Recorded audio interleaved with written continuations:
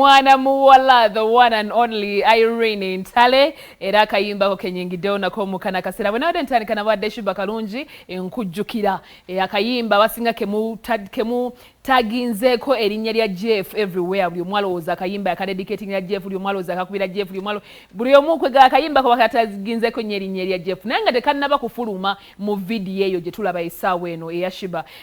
twali tulowooza nti bwonna obuyimba obusatu Shuba bwe yali agenda okufulumya at that time mu battle gye yalimu ne Spice Dana twali tulowooza nti maybe wa Spice ne munaye nati surprising ate kati direction egenze ekyuka naye ekyenjawulo ate kyakoze I think abamye audience naddala mu aboolugambo ba Jackster abakola tukawunyemu abamye audience aganye okuvaayo okwogera ku bintu bineeno you know however much mubipikinze on mubuuze ekigenda maaso mubuuze ekiriwo abamye audience for some reason but anyways bwe twetandisa olunaku olwaleero nnyongera okwebaza mwena abatwekumiddeko